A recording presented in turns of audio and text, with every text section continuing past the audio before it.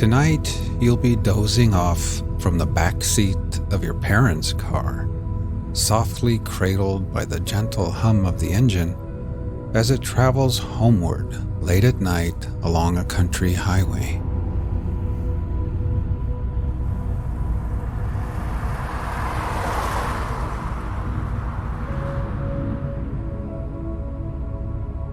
Imagine you are sitting in the back seat with your head nestled into a cozy pillow propped against the window.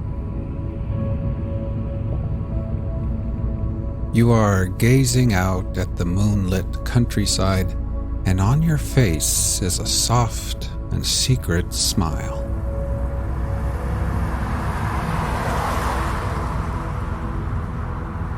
It's late Friday night after playing in the pep band at your brother's basketball game far from home.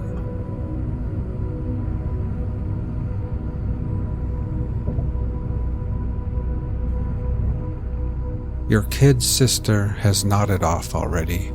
She's laying across the wide seat with her head resting softly in your lap.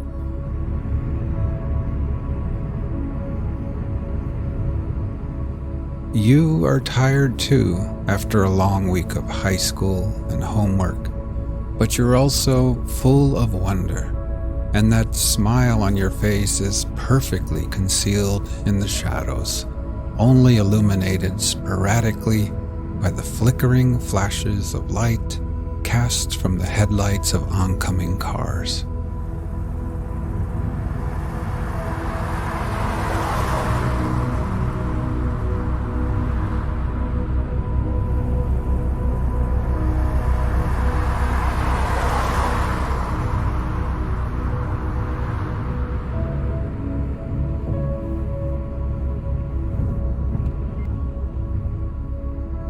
You rest your forehead against the cool glass of the window.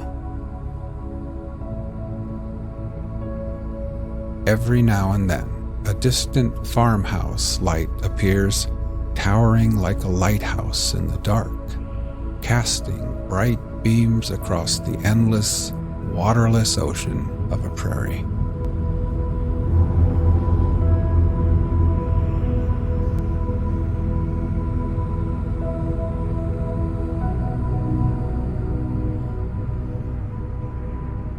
Now, slowly we'll begin to relax. First, with eyes closed, just become aware of your breathing, feeling your chest gently rise and fall again.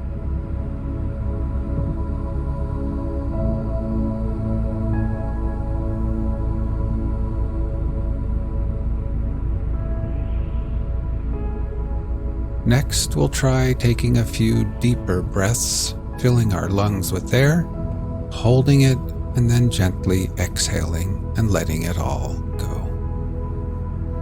Ready? Inhale deeply, hold for 3, 2, 1, and then exhale.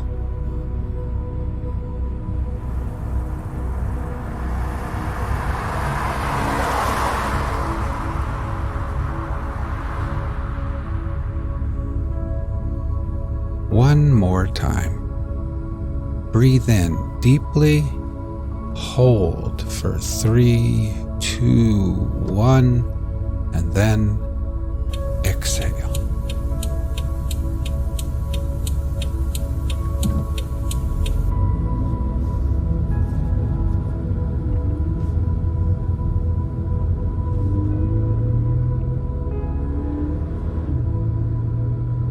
And try thinking to yourself, as I sit here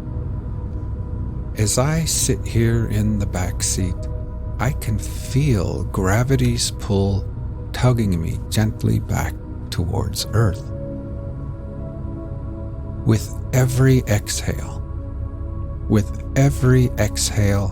I can feel the weight of the day slipping away.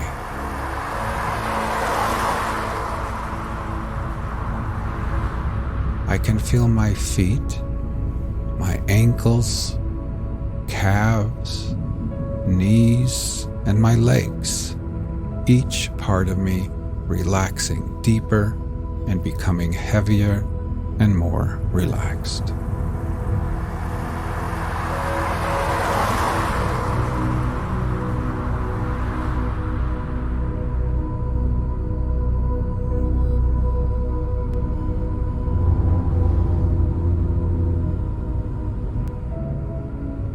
Up in the front seat, your parents recap and relive the big game.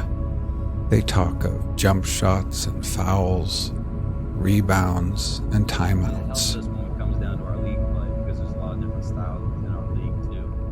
You close your eyes, but when you picture the crowded gymnasium, you remember something much sweeter than basketball.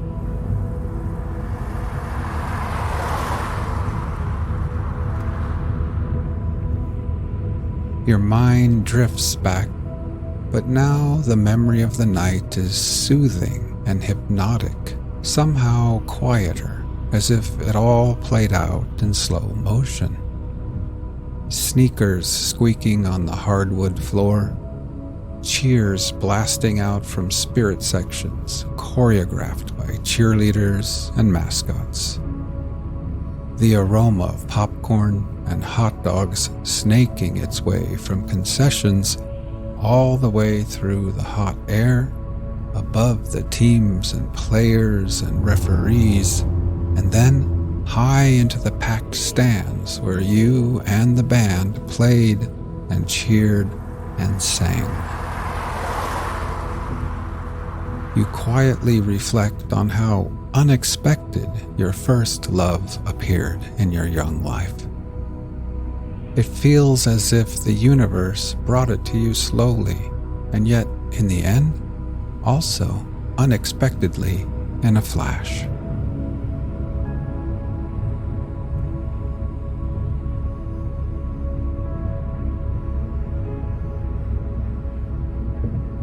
Now let's try taking a few more deep breaths. Ready? Breathe in deeply. Hold for 3, 2, 1, and then exhale.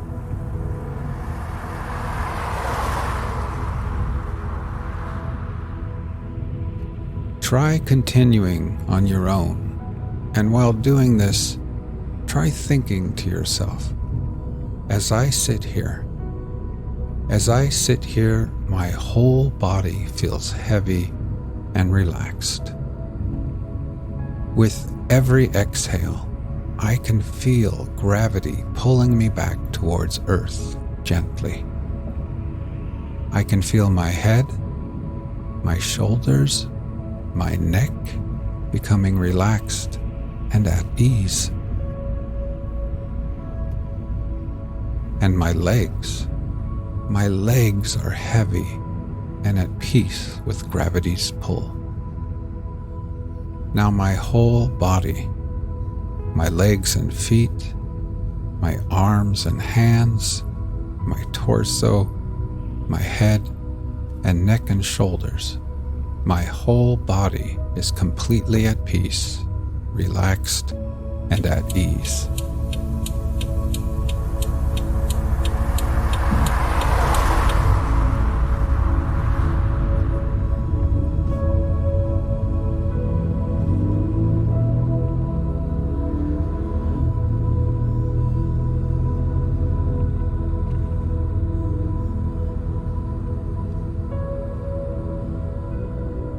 For weeks and weeks at band practice and at games, you had played right there next to each other, bumping elbows, close enough to catch quick flashes of fragrances, close enough for smiles, quick glances, silly and innocent flirtations without considering really when and where or if you might actually ever kiss.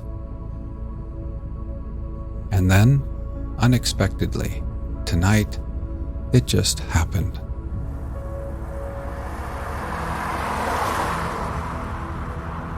while the whole gymnasium was on its feet, the whole world preoccupied with some monumental moment of a basketball game. It just happened right there in the minuscule universe between the two of you.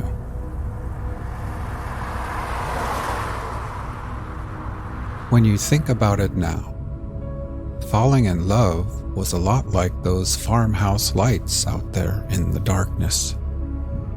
Everything approached so slowly at first, off in the distance, hardly moving at all. And then, love gained momentum and approached you carefully and timidly, getting closer and closer, and before you knew it, before you both knew it, true love had rushed up on you in a heartbeat, irresistible and suddenly undeniable.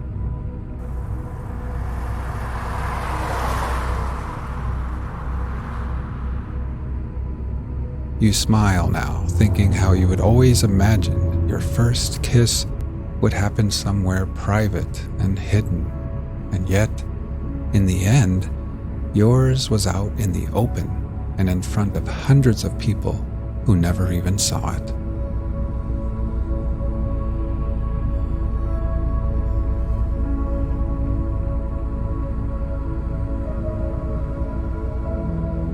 As your parents dial in the AM radio, you finally close your eyes and lean back.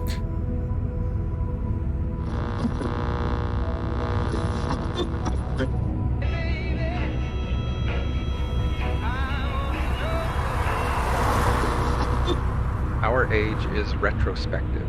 It builds the sepulchres of the fathers. It writes biographies, histories, and criticism. The foregoing generations beheld God and nature face to face, we through their eyes. Why should not we also enjoy an original relation to the universe? Why should not we have a poetry and philosophy of insight and not of tradition, and a religion by revelation to us and not the history of theirs? Embosomed for a season in nature, whose floods of life stream around and through us and invite us by the powers they supply to action proportioned to nature. Why should we grope among the dry bones of the past, or put the living generation into masquerade out of its faded wardrobe? The sun shines today also. There is more wool and flax in the fields. There are new lands, new men, new thoughts. Let us demand our own works and laws and worship. Undoubtedly, we have no questions to ask which are unanswerable. We must trust the perfection of the creation so far as to believe that whatever curiosity the order of things has awakened in our minds, the order of things can satisfy. Every man's condition is a solution in hieroglyphic to those inquiries he would put. He acts it as life before he apprehends it as truth. In like manner, nature is already, in its forms and tendencies, describing its own design. Let us interrogate the great apparition that shines so peacefully around us. Let us inquire, to what end is nature? All science has one aim, namely, to find a theory of nature. We have theories of races and of functions, but scarcely yet a remote approach to an idea of creation. We are now so far from the road to truth that religious teachers dispute and hate each other, and speculative men are esteemed unsound and frivolous. But to a sound judgment, the most abstract truth is the most practical. Whenever a true theory appears, it will be its own evidence. Its test is that it will explain all phenomena. Now many are thought not only unexplained, but inexplicable, as language, sleep, madness, dreams, beasts, sex. Philosophically considered, the universe is composed of nature and the soul. Strictly speaking, therefore, all that is separate from us, all which philosophy distinguishes as the not me, that is, both nature and art, all other men and my own body, must be ranked under this name, nature. In enumerating the values of nature and casting up their sum, I shall use the word in both senses, in its common and in its philosophical import. In inquiry so general as our present one, the inaccuracy is not material. No confusion of thought will occur. Nature in the common sense refers to essences unchanged by man. Space, the air, the river, the leaf. Art is applied to the mixture of his will with the same things, as in a house, a canal, a statue, a picture.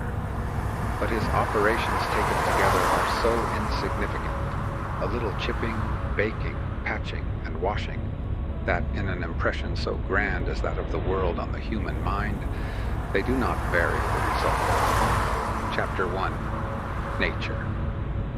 To go into solitude, a man needs to retire as much from his chamber as from society. I am not solitary whilst I read and write, though nobody is with me. But if a man would be alone, let him look at the stars. The rays that come from those heavenly worlds will separate between him and what he touches.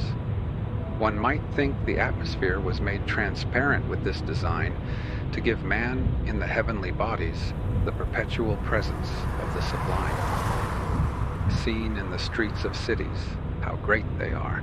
If the stars should appear one night in 1,000 years, how would men believe and adore and preserve for many generations the remembrance of the city of God which had been shown? But every night come out these envoys of beauty and light the universe with their admonishing smile. The stars awaken a certain reverence because, though always present, they are inaccessible. But all natural objects make a kindred impression when the mind is open to their influence. Nature never wears a mean appearance. Neither does the wisest man extort her secret and lose his curiosity by finding out all her perfection. Nature never became a toy to a wise spirit.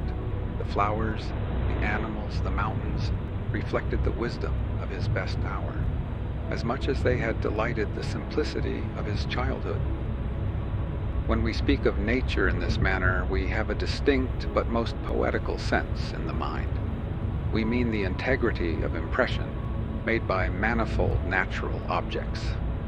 It is this which distinguishes the stick of timber of the woodcutter from the tree of the poet. The charming landscape which I saw this morning is indubitably made up of some 20 or 30 farms.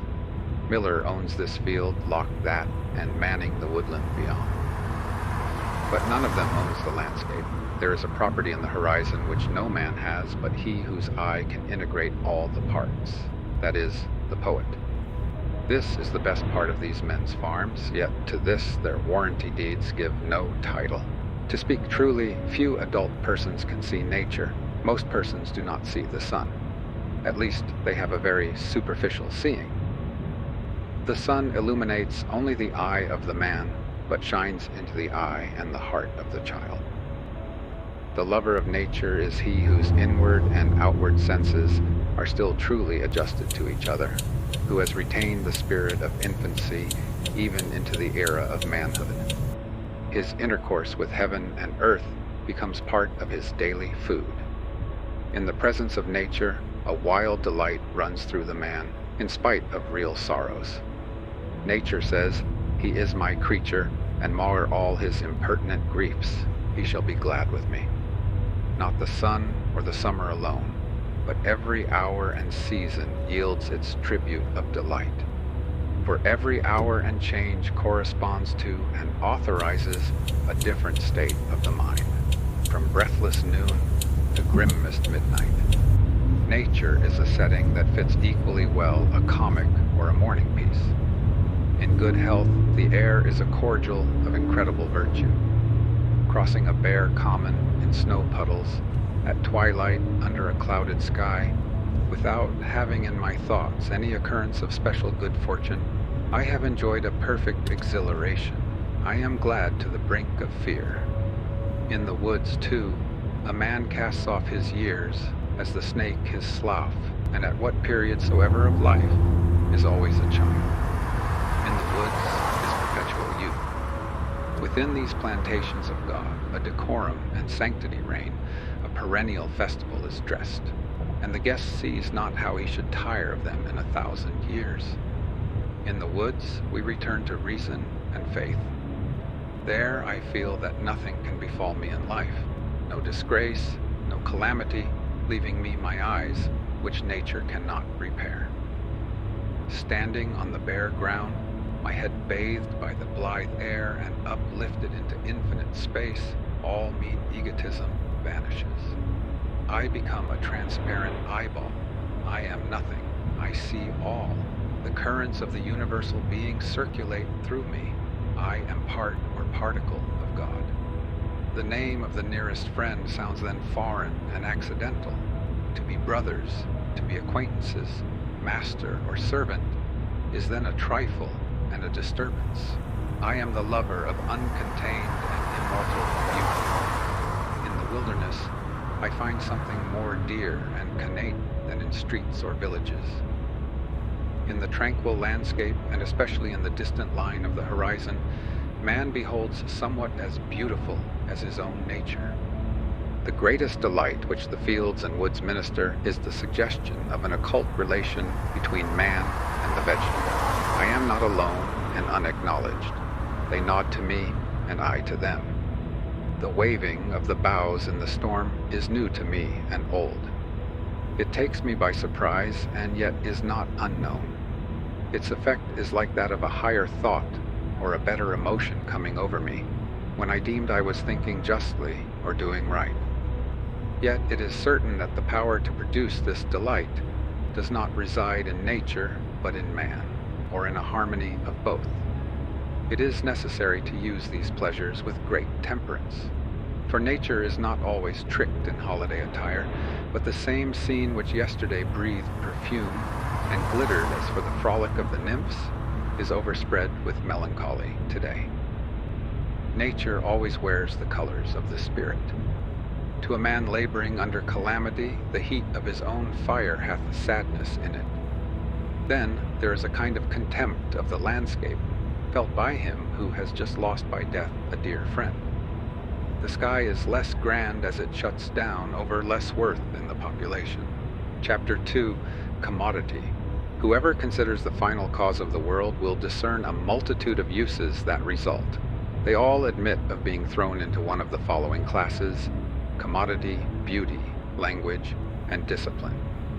Under the general name of commodity, I rank all those advantages which our senses owe to nature. This, of course, is a benefit which is temporary and mediate, not ultimate, like its service to the soul. Yet, although low, it is perfect in its kind and is the only use of nature which all men apprehend. The misery of man appears like childish petulance when we explore the steady and prodigal provision that has been made for his support and delight on this green ball which floats him through the heavens. What angels invented these splendid ornaments, these rich conveniences, this ocean of air above, this ocean of water beneath, this firmament of earth between, this zodiac of lights, this tent of dropping clouds, this striped coat of climates, this fourfold year? Beasts, fire, water, stones, and corn serve him. The field is at once his floor, his workyard, his playground, his garden, and his bed. More servants wait on man than he'll take notice of. Nature, in its ministry to man, is not only the material, but is also the process and the result. All the parts incessantly work into each other's hands for the profit of man. The wind sows the seed, the sun evaporates the sea, the wind blows the vapor to the field. The ice on the other side of the planet condenses rain on this. The rain feeds the plant feeds the animal, and thus the endless circulations of the divine charity nourish man. The useful arts are reproductions or new combinations by the wit of man of the same natural benefactors. He no longer waits for favoring gales, but by means of steam, he realizes the fable of Aeolus's bag, and carries the 32 winds in the boiler of his boat. To diminish friction, he paves the road with iron bars, and mounting a coach with a shipload of men, animals, and merchandise behind him, he darts through the country, from town to town like an eagle swallowed through the air. By the aggregate of these aids, How has the face of the world changed from the era of Noah to that of Napoleon? The private poor man hath cities, ships, canals, bridges built for him. He goes to the post office, and the human race run on his errands. To the bookshop, and the human race read and write of all that happens for him. To the courthouse, and nations repair his wrongs. He sets his house upon the road, and the human race go forth every morning and shovel out the snow and cut a path for him. But there is no need of specifying particulars in this class of uses. The catalog is endless, and the examples so obvious that I shall leave them to the reader's reflection with the general remark that this mercenary benefit is one which has respect to a farther good.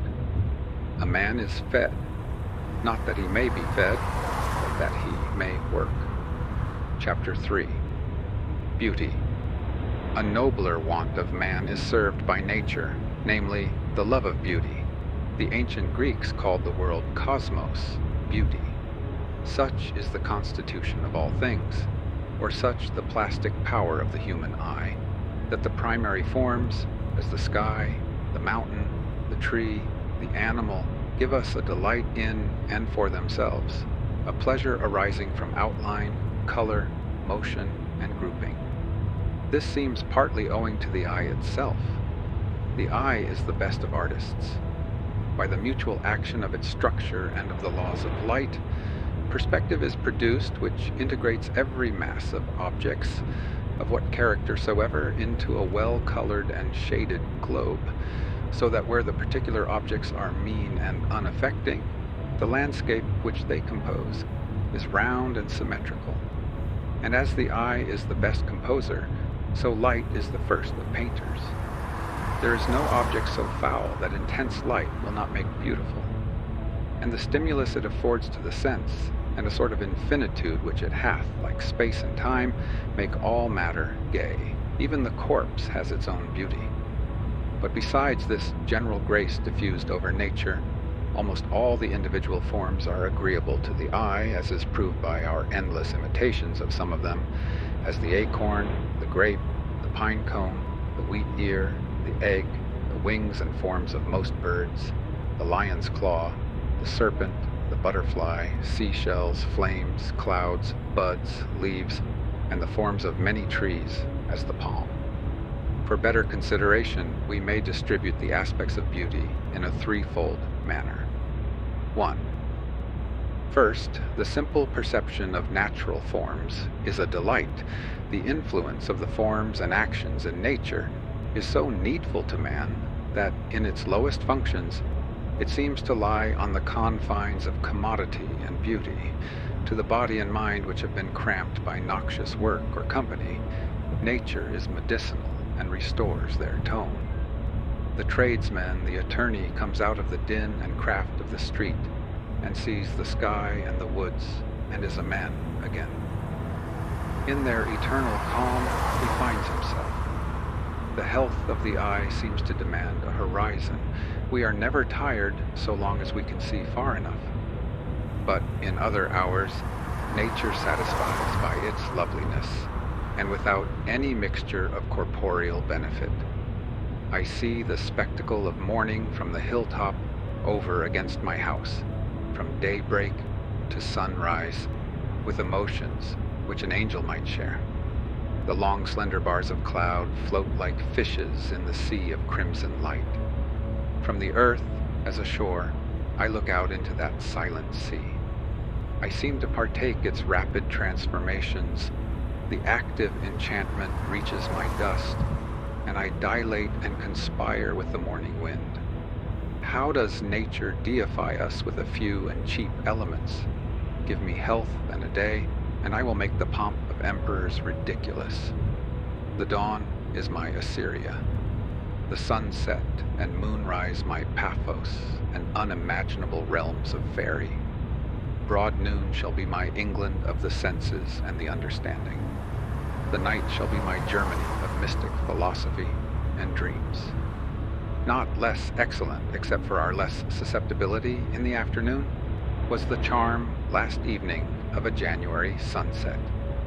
The western clouds divided and subdivided themselves into pink flakes, modulated with tints of unspeakable softness, and the air had so much life and sweetness that it was a pain to come within doors. What was it that nature would say? Was there no meaning in the live repose of the valley behind the mill, and which Homer or Shakespeare could not reform for me in words? The leafless trees become spires of flame in the sunset, with the blue east for their background, and the stars of the dead calices of flowers, and every withered stem and stubble rhymed with frost contribute something to the music. The inhabitants of cities suppose that the country landscape is pleasant only half the year. I please myself with the graces of the winter scenery, and believe that we are as much touched by it as by the genial influences of summer.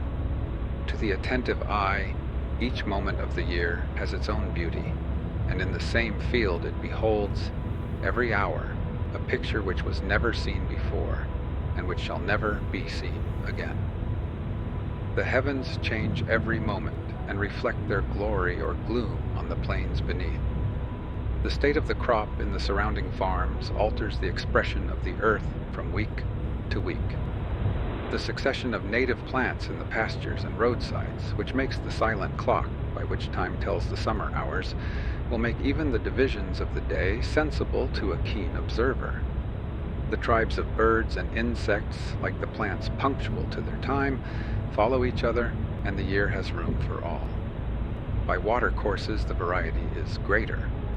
In July, the blue pontidaria or pickerel weed blooms in large beds in the shallow parts of our pleasant river, and swarms with yellow butterflies in continual motion. Art cannot rival this pomp of purple and gold. Indeed, the river is a perpetual gala, and boasts each month a new ornament. But this beauty of nature, which is seen and felt as beauty, is the least part.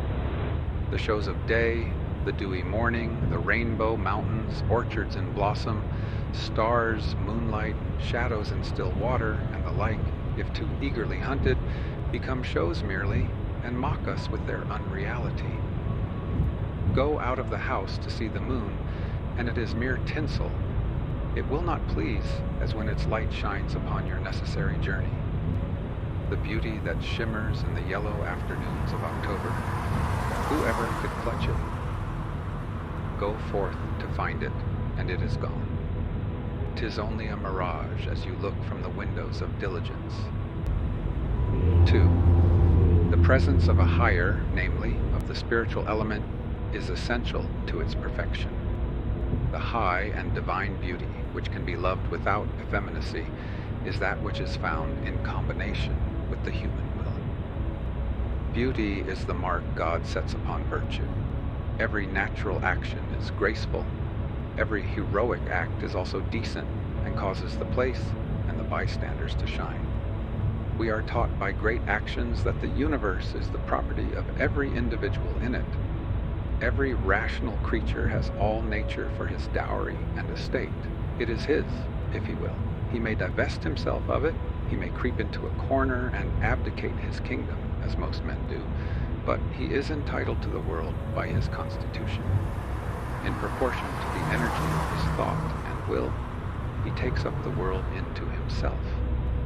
All those things for which men plow, build, or sail obey virtue, said Sallust. The winds and waves, said Gibbon, are always on the side of the ablest navigators. So are the sun and moon and all the stars of heaven.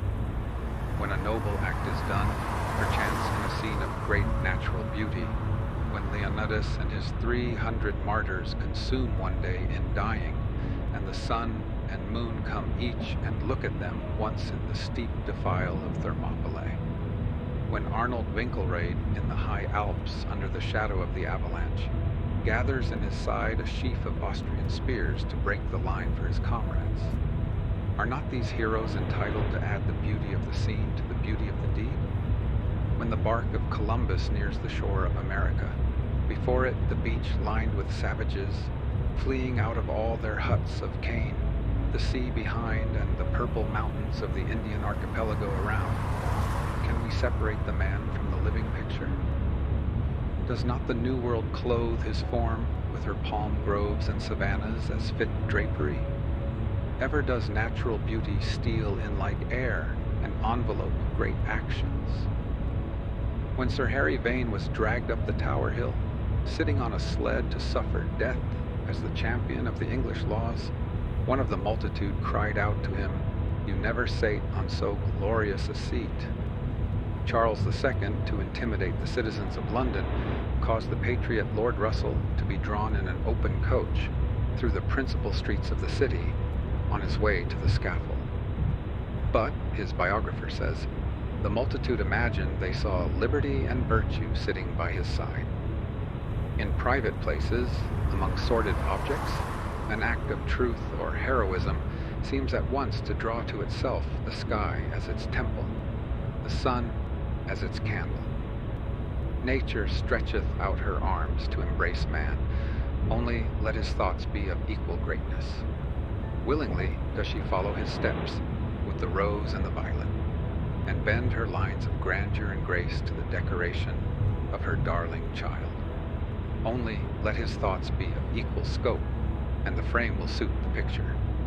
A virtuous man is in unison with her works, and makes the central figure of the visible sphere. Homer, Pindar, Socrates, Phocion associate themselves fitly in our memory with the geography and climate of Greece. The visible heavens and earth sympathize with Jesus. And in common life, whosoever has seen a person of powerful character and happy genius will have remarked how easily he took all things along with him.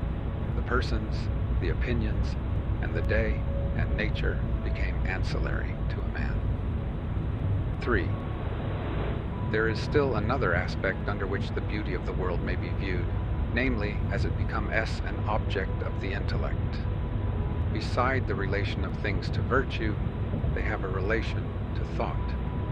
The intellect searches out the absolute order of things as they stand in the mind of God, and without the colors of affection. The intellectual and the active powers seem to succeed each other, and the exclusive activity of the one generates the exclusive activity of the other. There is something unfriendly in each to the other, but they are like the alternate periods of feeding and working in animals. Each prepares and will be followed by the other. Therefore does beauty, which in relation to actions, as we have seen, comes unsought, and comes because it is unsought, remain for the apprehension and pursuit of the intellect, and then again, in its turn, of the active power. Nothing divine dies. All good is eternally reproductive. The beauty of nature reforms itself in the mind, and not for barren contemplation, but for new creation. All men are in some degree impressed by the face of the world, some men even to delight. This love of beauty is taste. Others have the same love in such excess that, not content with admiring, they seek to embody it in new forms. The creation of beauty is art. The production of a work of art throws a light upon the mystery of humanity. A work of art is an abstract or epitome of the world. It is the result or expression of nature in miniature. For although the works of nature are innumerable and all different, the result or the expression of them all is similar and single. Nature is a sea of forms radically alike and even unique. A leaf, a sunbeam, a landscape, the ocean make an analogous impression on the mind.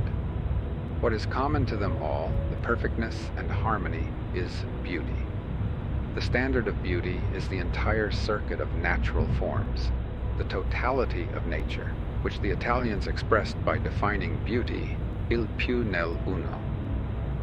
Nothing is quite beautiful alone, nothing but is beautiful in the whole. A single object is only so far beautiful as it suggests this universal grace.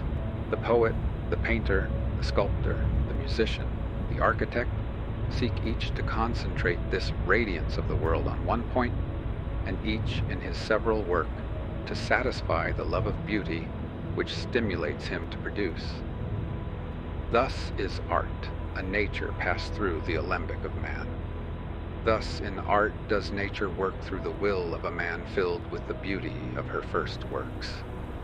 The world thus exists to the soul to satisfy the desire of beauty. This element I call an ultimate end. No reason can be asked or given why the soul seeks beauty. Beauty, in its largest and profoundest sense, is one expression for the universe. God is the all-fair. Truth and goodness and beauty are but different faces of the same all. But beauty in nature is not ultimate. It is the herald of inward and eternal beauty, and is not alone a solid and satisfactory good. It must stand as a part, and not as yet the last or highest expression of the final cause of nature. Chapter 4. Language. Language is a third use which nature subserves to man. Nature is the Babel and threefold decree. 1. Words are signs of natural facts. 2. Particular natural facts are symbols of particular spiritual facts. 3. Nature is the symbol of spirit. 1. Words are signs of natural facts. The use of natural history is to give us aid in supernatural history, the use of the outer creation, to give us language for the beings and changes of the inward creation. Every word which is used to express a moral or intellectual fact, if traced to its root, is found to be borrowed from some material appearance. Right means straight. Wrong means twisted. Spirit primarily means wind. Transgression, the crossing of a line. Supercilious, the raising of the eyebrow. We say the heart to express emotion, the head to denote thought, and thought and emotion are words borrowed from sensible things and now appropriated to spiritual nature. Most of the process by which this transformation is made is hidden from us in the remote time when language was framed, but the same tendency may be daily observed in children. Children and savages use only nouns or names of things, which they convert into verbs and apply to analogous mental acts. 2. But this origin of all words that convey a spiritual import, so conspicuous a fact in the history of language, is our least debt to nature. It is not words only that are emblematic, it is things which are emblematic. Every natural fact is a symbol of some spiritual fact. Every appearance in nature corresponds to some state of the mind, and that state of the mind can only be described by presenting that natural appearance as its picture. An enraged man is a lion, a cunning man is a fox, a firm man is a rock, a learned man is a torch, a lamb is innocence, a snake is subtle spite. Flowers express to us the delicate affections. Light and darkness are our familiar expression for knowledge and ignorance, and heat for love. Visible distance behind and before us is respectively our image of memory and hope. Who looks upon a river in a meditative hour and is not reminded of the flux of all things? Throw a stone into the stream, and the circles that propagate themselves are the beautiful type of all influence. Man is conscious of a universal soul within or behind his individual life, wherein, as in a firmament, the natures of justice, truth, love, freedom arise and shine. This universal soul he calls reason. It is not mine or thine or his, but we are its property and men. And the blue sky in which the private earth is buried, the sky with its eternal calm and full of everlasting orbs, is the type of reason. That which, intellectually considered, we call reason, considered in relation to nature, we call spirit. Spirit is the creator.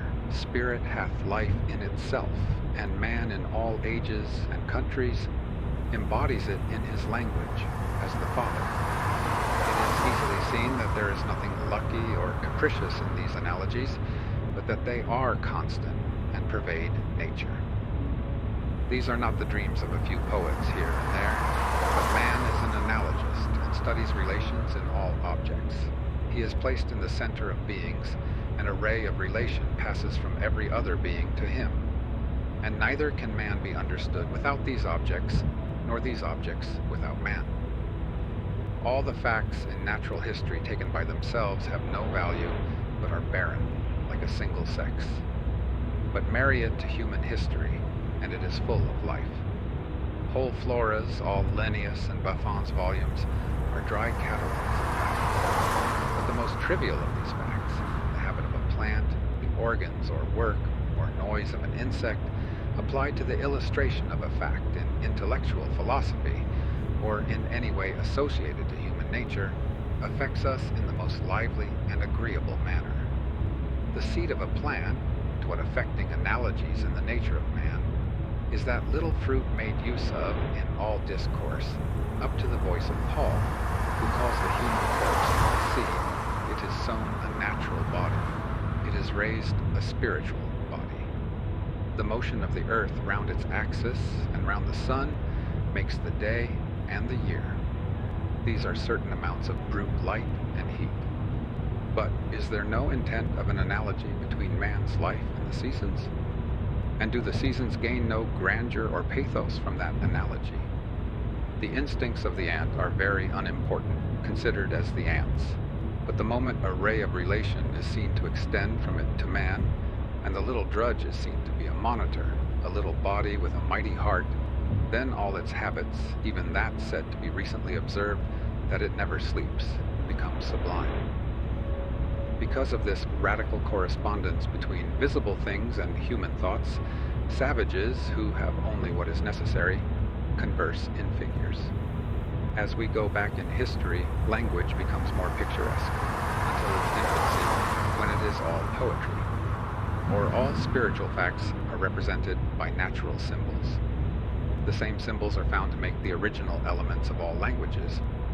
It has moreover been observed that the idioms of all languages approach each other in passages of the greatest eloquence and power. And as this is the first language, so is it the last. This immediate dependence of language upon nature, this conversion of an outward phenomenon into a type of somewhat inhuman life, never loses its power to affect us. It is this which gives that piquancy to the conversation of a strong-natured farmer or backwoodsman, which all men relish. A man's power to connect his thought with its proper symbol, and so to utter it, depends on the simplicity of his character, that is, upon his love of truth and his desire to communicate it without loss. The corruption of man is followed by the corruption of language, when simplicity of character and the sovereignty of ideas is broken up by the prevalence of secondary desires, the desire of riches, of pleasure, of power, and of praise, and duplicity and falsehood take place of simplicity and truth. The power over nature as an interpreter of the will is in a degree lost. New imagery ceases to be created, and old words are perverted to stand for things which are not. A paper currency is employed when there is no bullion in the vaults. In due time, the fraud is manifest, and words lose all power to stimulate the understanding or the affections. Hundreds of writers may be found in every long civilized nation who for a short time believe and make others believe that they see and utter truths, who do not of themselves clothe one thought in its natural garment, but who feed unconsciously on the language created by the primary writers of the country, those, namely, who hold primarily on nature. But wise men pierce this rotten diction and fasten words again to visible things, so that picturesque language is at once a commanding certificate that he who employs it is a man in alliance with truth and God. The moment our discourse rises above the ground line of familiar facts and is inflamed with passion or exalted by thought, it clothes itself in images. A man conversing in earnest, if he watch his intellectual processes, will find that a material image, more or less luminous, arises in his mind contemporaneous with every thought, which furnishes the vestment of the thought. Hence, good writing and brilliant discourse are perpetual allegories. This imagery is spontaneous. It is the blending of experience with the present action of the mind. It is proper creation.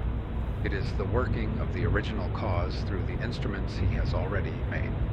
These facts may suggest the advantage which the country life possesses for a powerful mind over the artificial and curtailed life of cities. We know more from nature than we can at will communicate. Its light flows into the mind ever more, and we forget its presence. The poet, the orator, bred in the woods, whose senses have been nourished by their fair, appeasing changes year after year, without design and without heed, shall not lose their lesson altogether in the roar of cities or the broil of politics. Long hereafter, amidst agitation and terror in national councils, in the hour of revolution, these solemn images shall reappear in their morning luster as fit symbols and words of the thoughts which the passing events shall awaken. At the call of a noble sentiment, again the woods wave, the pines murmur, the river rolls and shines, and the cattle low upon the mountains as he saw and heard them in his infancy. And with these forms, the spells of persuasion, the keys of power are put into his hands. 3. We are thus assisted by natural objects in the expression of particular meanings. But how great a language to convey such peppercorn informations! Did it need such noble races of creatures, this profusion of forms, this host of orbs in heaven, to furnish man with the dictionary and grammar of his municipal speech? Whilst we use this grand cipher to expedite the affairs of our pot and kettle, we feel that we have not yet put it to its use, neither are able. We are like travelers using the cinders of a volcano to roast their eggs. Whilst we see that it always stands ready to clothe what we would say, we cannot avoid the question whether the characters are not significant of themselves. Have mountains and waves and skies no significance but what we consciously give them, when we employ them as emblems of our thoughts? The world is emblematic. Parts of speech are metaphors because the whole of nature is a metaphor of the human mind. The laws of moral nature answer to those of matter as face to face in a glass. The visible world and the relation of its parts is the dial plate of the invisible. The axioms of physics translate the laws of ethics. Thus, the whole is greater than its part. Reaction is equal to action. The smallest weight may be made to lift the greatest, the difference of weight being compensated by time, and many the like propositions which have an ethical as well as physical sense. These propositions have a much more extensive and universal sense when applied to human life than when confined to technical use. In like manner, the memorable words of history and the proverbs of nations consist usually of a natural fact, selected as a picture or parable of a moral truth. Thus, a rolling stone gathers no moss. A bird in the hand is worth two in the bush. A cripple in the right way will beat a racer in the wrong. Make hay while the sun shines. 'Tis hard to carry a full cup even. Vinegar is the son of wine. The last ounce broke the camel's back. Long-lived trees make fruits fertile. Life. In their primary sense, these are trivial facts, but we repeat them for the value of their analogical import. What is true of proverbs is true of all fables, parables, and allegories. This relation between the mind and matter is not fancied by some poet, but stands in the will of God, and so is free to be known by all men. It appears to men, or it does not appear. When in fortunate hours we ponder this miracle, the wise man doubts if at all other times he is not blind and deaf. Can these things be and overcome us like a summer's cloud, without our special wonder? For the universe becomes transparent, and the light of higher laws than its own shines through it. It is the standing problem which has exercised the wonder and the study of every fine genius since the world began. From the era of the Egyptians and the Brahmins to that of Pythagoras, of Plato, of Bacon, of Leibniz, of Swedenborg. There sits the Sphinx at the roadside, and from age to age, as each prophet comes by, he tries his fortune at reading her riddle. There seems to be a necessity in spirit to manifest itself in material forms, and day and night, river and storm, beast and bird, acid and alkali, pre-exist in necessary ideas in the mind of God, and are what they are by virtue of preceding affections in the world of spirit. A fact is the end or last issue of spirit. The visible creation is the terminus or the circumference of the invisible world. Material objects, said a French philosopher, are necessarily kinds of scoriae of the substantial thoughts of the Creator, which must always preserve an exact relation to their first origin. In other words, visible nature must have a spiritual and moral side. This doctrine is abstruse, and though the images of garment, scoriae, mirror, etc. may stimulate the fancy, we must summon the aid of subtler and more vital expositors to make it plain.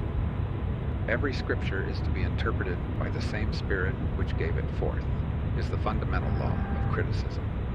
A life in harmony with nature, the love of truth and of virtue, will purge the eyes to understand her text. By degrees we may come to know the primitive sense of the permanent objects of nature, so that the world shall be to us an open book, and every form significant of its hidden life and final cause. A new interest surprises us whilst, under the view now suggested, we contemplate the fearful extent and multitude of objects, since every object rightly seen unlocks a new faculty of the soul.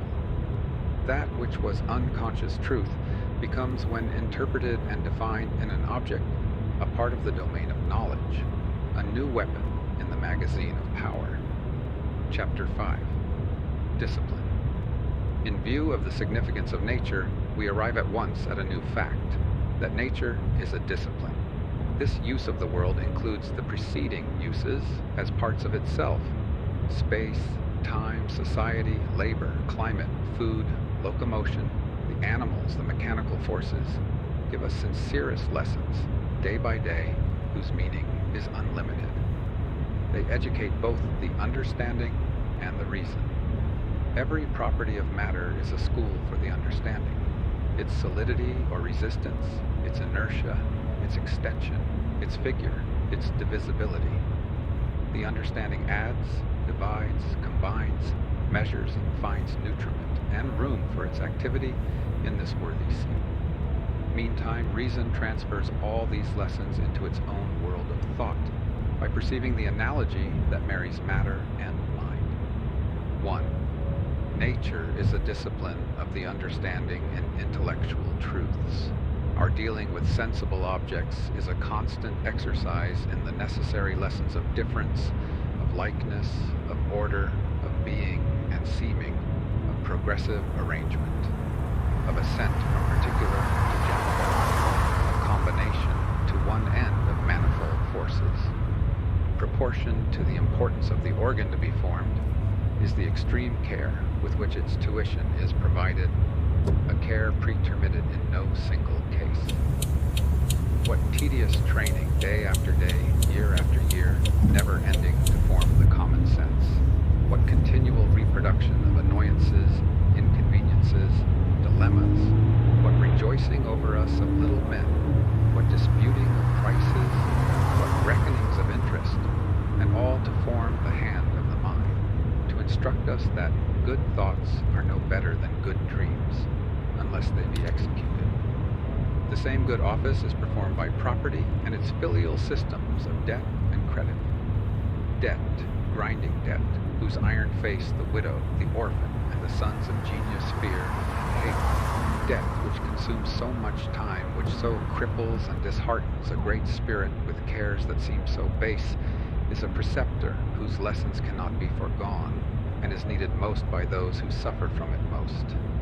Moreover, property, which has been well compared to snow, if it fall level today, it will be blown into drifts tomorrow, is the surface action of internal machinery, like the index on the face of a clock, whilst now it is the gymnastics of the understanding. It is hiving in the foresight of the spirit, experience in profounder laws. The whole character and fortune of the individual are affected by the least inequalities in the culture of the understanding, for example, in the perception of differences. Therefore is space, and therefore time, that man may know that things are not huddled and lumped, but sundered and individual. A bell and a plow have each their use, and neither can do the office of the other. Water is good to drink, coal to burn, wool to wear. But wool cannot be drunk, nor water spun, nor coal eaten. The wise man shows his wisdom in separation, in gradation, and his scale of creatures and of merits is as wide as nature. The foolish have no range in their scale, but suppose every man is as every other man. What is not good they call the worst, and what is not hateful they call the best. In like manner, what good heed nature forms in us, she pardons no mistakes. Her ye is yea, and her nay, nay. The first steps in agriculture, astronomy, zoology, those first steps which the farmer, the hunter, and the sailor take, teach that nature's dice are always loaded, that in her heaps and rubbish are concealed sure and useful results. How calmly and genially the mind apprehends one after another the laws of physics, what noble emotions dilate the mortal as he enters into the counsels of the creation and feels by knowledge the privilege to be. His insight refines him. The beauty of nature shines in his own breast. Man is greater that he can see this, and the universe less, because time and space relations vanish as laws are known. Here again we are impressed and even daunted by the immense universe to be explored. What we know is a point to what we do not know. Open any recent journal of science and weigh the problems suggested concerning light, heat, electricity, magnetism, physiology, geology, and judge whether the interest of natural science is likely to be soon exhausted. Passing by many particulars of the discipline of nature, we must not omit to specify two. The exercise of the will or the lesson of power is taught in every event. From the child's successive possession of his several senses up to the hour when he saith, "Thy will be done." He is learning the secret that he can reduce under his will not only particular events, but great classes, nay, the whole series of events, and so conform all facts to his character. Nature is thoroughly mediate. It is made to serve. It receives the dominion of man as meekly as the ass on which the Savior rode. It offers all its kingdoms to man as the raw material which he may mold into what is useful. Man is never weary of working it up. He forges the subtile and delicate air into wise and melodious words and gives them wing as angels of persuasion and command. One after another his victorious thought comes up with and reduces all things, until the world becomes at last only a realized will, the double of the man.